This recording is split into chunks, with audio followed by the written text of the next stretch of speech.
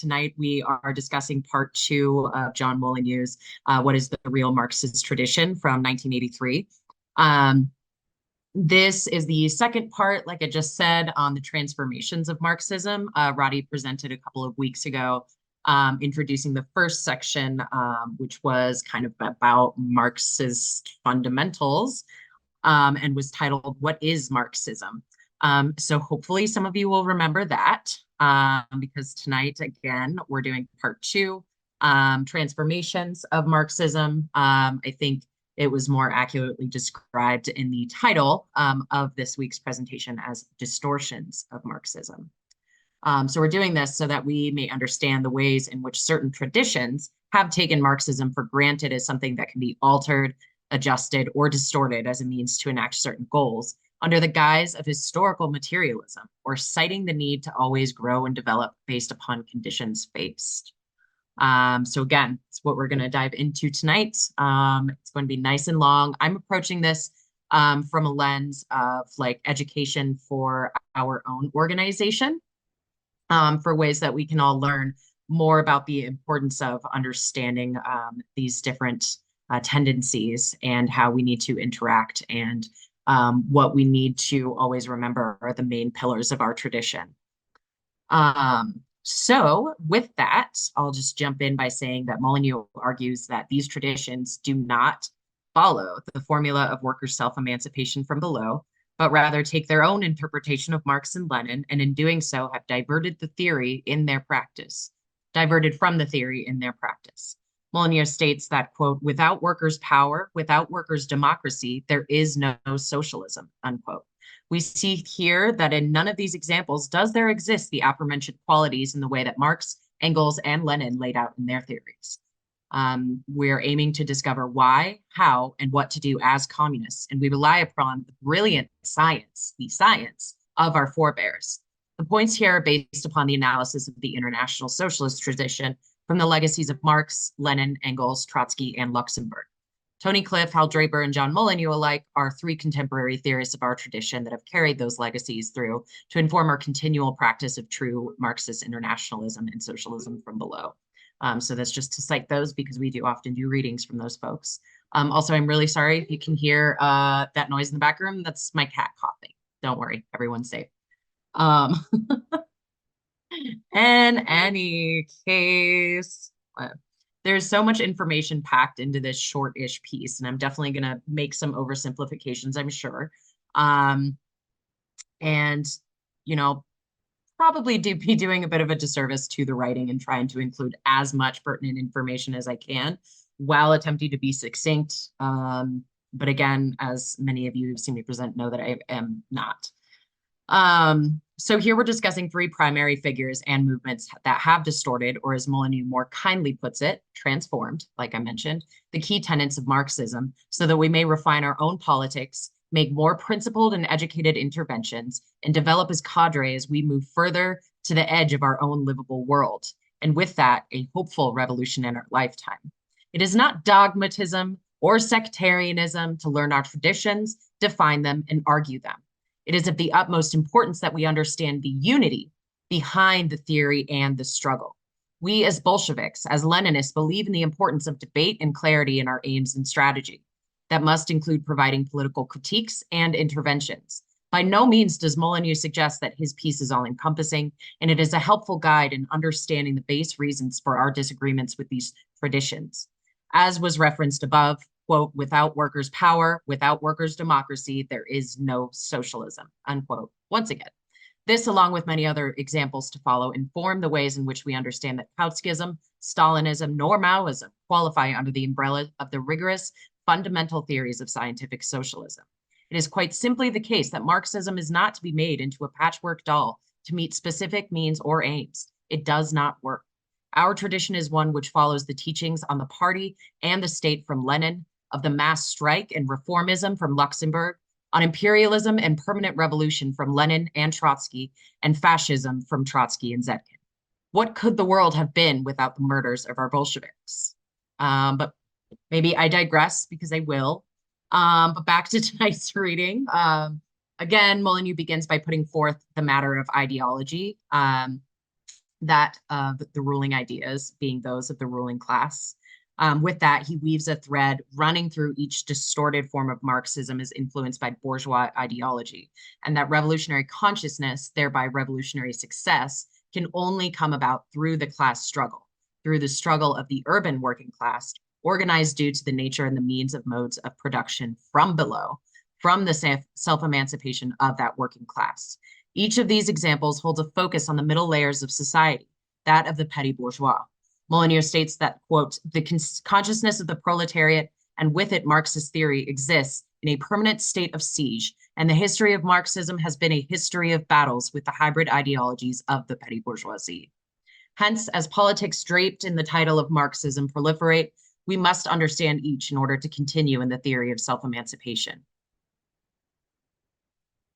From the labor bureaucracy to bourgeois nationalism to popular frontism, these tendencies all flirt with the parasitic, fair-weather petty bourgeoisie to act opportunistically in attaining their goals, no matter how Marx, Engels, or Lenin would have their theory be practiced.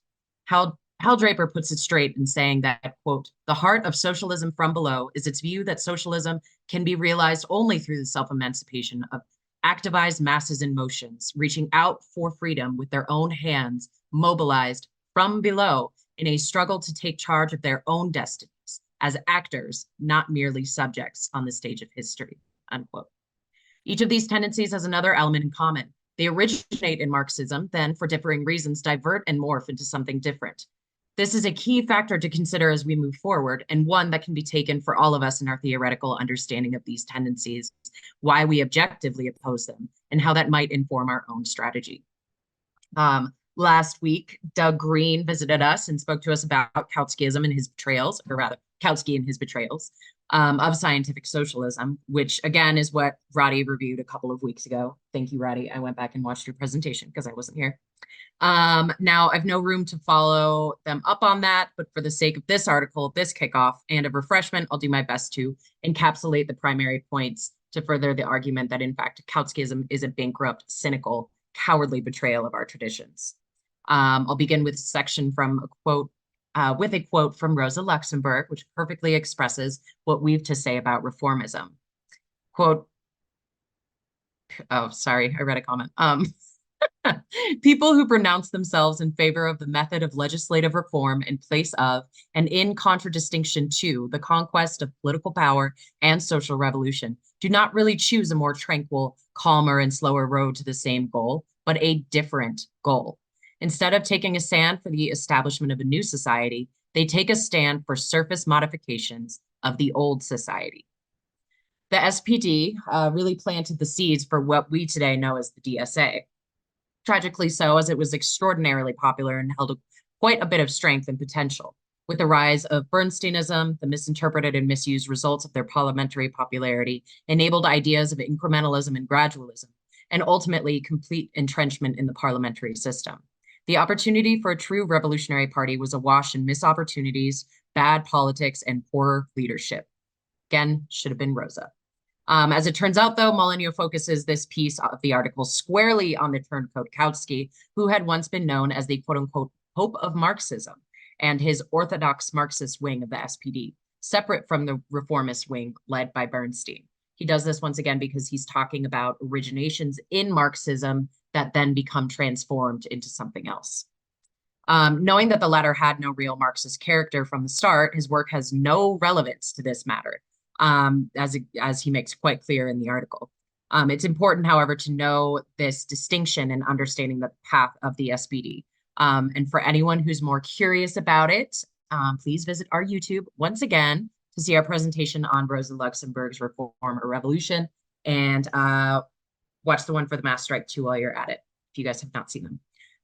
Ultimately, it would be the case that both the quote-unquote orthodox and reformist wings of the SPD would be closer to one another than to Marxism itself. In its understanding of the need for the winning of political power against the ruling class, the orthodox wing of the SPD had it right. However, they seemed to believe that Marxist strategy could simply be supplanted by other tactics, namely that of full investment in parliamentary activity as the means to wrest political power from the ruling class, as I just mentioned. Here we witness the importance of the unity of theory and struggle, and make a rapid discernment that, of course, citing Marxism and attempting to achieve power by means of election certainly is not that unity. With that, we may also recognize the way in which Kautskyism, in fact, grows out of bourgeois ideology that treats, quote, the working class as a merely passive product of material circumstances and therefore excludes the active revolutionary role of the workers, unquote. The ability to ally first and foremost with the labor bureaucracy and fellow reformist party leaders to capitulate to petty bourgeois influences and larger bourgeois influences, in this case, the rejection of the mass strike to follow that in Russia, in a revolutionary moment, proves that the priorities held were not those of the liberation of the working class, but rather parliamentary wins that needed to be preserved. This act of cowardice in the face of necessary solidarity and the subsequent vote for war credits lay bare the bankruptcy of any organization that betrays the true content and character of the movement and still attempts to carry the banner of Marxism, in part explained through the reign of bourgeois ideas as the ruling ideas. Again, Molyneux continuously maintains the matter of ideology as a social force to assist in explaining these outcomes. Here in the case of Kautskyism, we are able to, again, quite clearly understand the ways in which petty bourgeois politics and ideals come into play through the roles held by the labor bureaucracy and the party that tried so vigorously to collaborate with them. While the character of their belonging to the petty bourgeois looks different from owners of property, think bosses, business owners, landlords, etc. Molyneux spoke of this. They have a special role to play when it comes to the proletariat, that of mediation. While they can be excluded from the population that might go so far as to endorse fascism and will do their utmost to avoid it for their own material safety, they have a very special and particular role that is counter-revolutionary at best and deadly at worst. They stand squarely in the middle of the workers and capital. Their role is to balance exploitation and preserve their own standing. Why would they then want to risk it to approve of a mass strike that could then render their lives as materially less? What investment do they really have to forward the liberation of the working class from their exploiters, if that exploitation can just be managed well enough?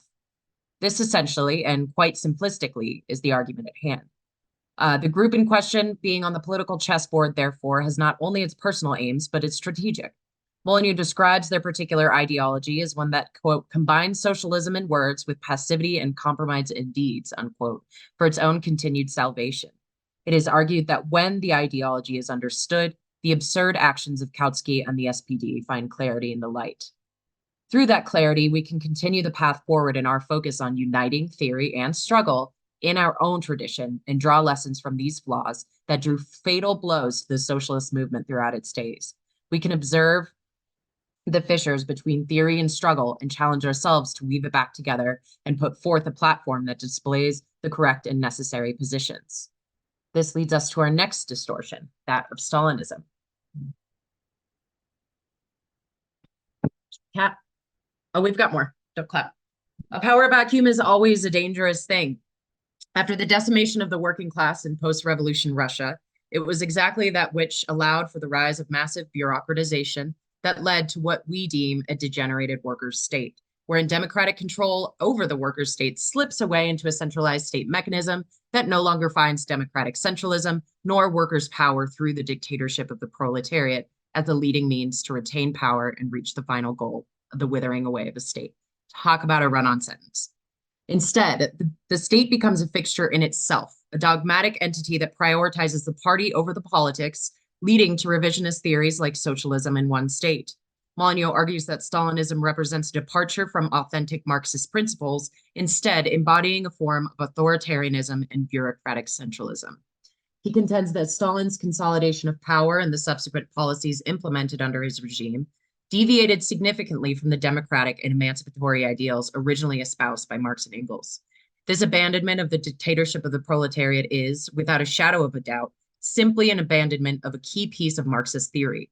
Without this practice, there is no Marxism, no Leninism, and certainly no withering away of the state. Where its initial foundation was Leninist, the project failed to remain loyal to the unity of theory and practice, and hence lost its Marxist form. The tragic circumstances that were faced by post-1917 Russia made for complex and seemingly impossible choices. With a paralyzed, near non-existent working class, the Bolshevik Party, while, quote, against all its intentions itself became bureaucratized, unquote.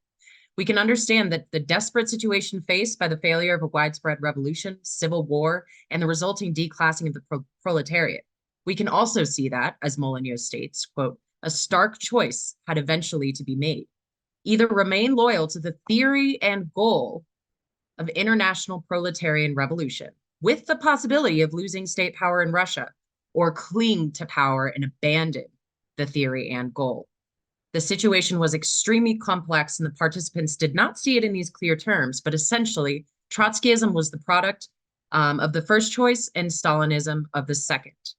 We also know that the Russian Revolution through Lenin had strong foundations in the understanding of imperialism, colonialism, and general internationalism required to reach socialism, and as a result, the end to the former systems. At a certain point, Stalin recognized the necessity of support for the international working class. Molyneux, in his example of Stalin's revisionism, evidenced by his own words and later actions, quote, the main task of socialism, the organization of socialist production, still remains ahead. Can this task be accomplished? Can the final victory of socialism in one country be attained without the joint efforts of the proletariat of several advanced countries? No, this is impossible.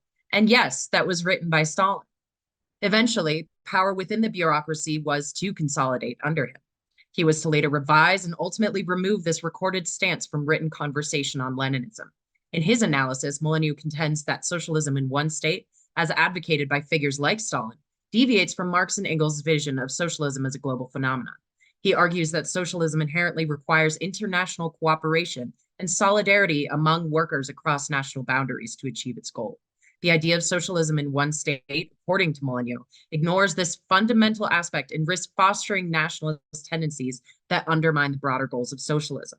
He says that, quote, the strategy of the early years of the revolution, the strategy of Lenin and Trotsky, included, of course, the most determined military defense, but ultimately it relied on stimulating international revolution to overthrow capitalism from within. The policy of socialism in one country changed this emphasis. It replaced reliance on the international class struggle with reliance on the power of the Soviet Union as a nation state. And this decision had its own implacable logic, unquote. Now, to be clear, we are once again seeing a departure from the theory. Despite the last gasp's anguished yearning for the dream of a successful world revolution to bring forth the realization of socialism, the need to hold on to power won out and resulted in the horrors witnessed through Stalinism and the rise of a state capitalist government that either way lost its Marxist character. I'll note here that we all know that the emancipation for the working class, for the liberation of all humankind, is the end goal. We can see that state ownership for a time may be a means, but it is not the end. In that we witness the departure from the focus of self-emancipation from the working class, once again, from true workers' power. We are still haunted by its revisionism under the guise of quote-unquote historical materialism. That leads us to the conclusion that once again, with the workers on the outskirts and the fetishization of the state, we have entered into the realm of bourgeois ideology. Stalin's bureaucracy obfuscated the class characters of the Soviet state. Just as bourgeois democracy would claim its state was quote unquote for the people, as Molyneux referenced, and the quote view of the state adopted by the Stalinist bureaucracy unquote was in refusal to acknowledge its own existence as a ruling class. With a bureaucracy not considered a class, it would not have to see itself as a part of the state, the apparatus key to the maintenance of class rule, and the mechanism with which all of Stalin's violence and betrayals took place. Trotsky says in terms of international socialist revolution that it, quote, begins on the national arena, it unfolds on the international arena, and is completed on the world arena. Thus, the socialist revolution becomes a permanent revolution in a newer and broader sense of the word. It attains completion only in the final victory of the new society on our entire planet, unquote. This last point regarding socialism in one state rises into state worship and dogmatism and its lack of understanding of the necessity for internationalism for the success of the socialist revolution brings us through to the third category of a transformed Marxism, a distorted Marxism, that of Maoism and third world nationalism. The influence of Russian chauvinism and the turn inward to its singleness did arguably have an impact on the later national liberation struggles in areas of the global South. As Lenin constructed imperialism, he was able to see the ways in which the suffocating grip imperialist exploitation would ignite flames of revolt from the populations of the countries that suffered the violence of colonial expansion and extraction. Liberation from imperialism in Lenin's interpretation, would come from an alliance of the world working class with the Eastern populations in less developed countries and their national liberation struggles. Which sounds a little bit similar to the theory of permanent revolution, in my mind. And what Molyneux so perfectly described as the quote unquote pincher movement. He suggested that communists support these movements. We do, and we should. We should also remain steadfast in recognizing that the enemy remains that of the bourgeois class, no matter their nationality. And herein lies a contradiction with the theories of third world nationalism. Nationalist movements in the global south were and are often viewed as attempts to assert independence, reclaim resources, and build solidarity among oppressed peoples. This has our unwavering support. We must also, however, recognize the way in which the legacies of Stalinism actually influenced the development of third world nationalism and Maoism alike. While the two are of separate forms for sure, the conception of the state, the cooperation with the bourgeoisie, and the removal of the working class as the central figure of revolution all indicate that once again we have strayed from the theory and have transformed the struggle, thereby bastardizing Marxism. Third world nationalism can be seen as a progressive force when it mobilizes the masses against imperialism and colonialism for independence. However, we also recognize the pitfalls of nationalism, namely in this context around its tendency to reinforce divisions among working class people along national lines and divert attention from class-based struggles. Unfortunately, national liberation movements often result in a complete abandonment of its class content. This tendency manifests really in the use of armed guerrilla warfare. Here, the fight is transferred from the urban centers and townships of working class consolidation to the rural fields of the peasantry, and the character of that fight goes from one composed of mass to one grouping of a select. Molyneux references both China and Cuba in this piece, as these two are the most prolific examples of quote-unquote successful national liberation struggles. Molyneux also emphasizes the importance of recognizing that all of these struggles are not one and the same. So, do we support revolutionaries? Of course. Do we support revolution? Of course. Do we support a resulting nationalism, the supplantation of one ruling class from an imperial power for another that is home-based? Absolutely not. Also, if you'd like to learn more about this topic, please go see Mary's presentation on it, also on our YouTube. Okay. Inherent in removing the working class from the equation of liberation is fundamental to Marxism. We know that the working class is the one with the radical chains. As Molyneux states, quote, the working class is not the instrument of the revolution. On the contrary, the revolution is the instrument of the working class. For the working class alone is linked to and embodies the forces and relations of production, which can carry humanity forward to a higher classless stage of society, unquote. Simply put, the working class is at the geographic center of the productive forces which drive capital forward or deal its mortal blow. Hence the reason, once again, for the demand for the self-emancipation of the working class. Objectively, no one else can accomplish the task. Molyneux argues another root cause to the peasantry's role in revolution not being that of the ultimate arbiter of liberation, through the point that the phenomena of the quote-unquote peasantry itself is in fact a pre-capitalist one. Historical materialism suggests that socialism requires the march of time through which we have walked, one that sees the Industrial Revolution and development of capitalism, the creation of a working class, in order to see through to the future of its demise. That is, again, according to scientific socialism. Quote, for Marxists, national liberation is only a means, a struggle to clear away national oppression, since this constitutes an obstacle to the voluntary unification of the international working class in an eventual union of workers' republics. It is therefore a struggle in which the proletariat must retain its class independence in order to carry the revolution beyond the social and national resting place with which the bourgeoisie and petty bourgeoisie will be content in a process of permanent revolution, unquote. The argument is that the forces of productions, historical development, and class content of a given country lose their priority as facets to the fight. As Molyneux states facetiously and accurately, all that seems to be needed is political will and good leadership.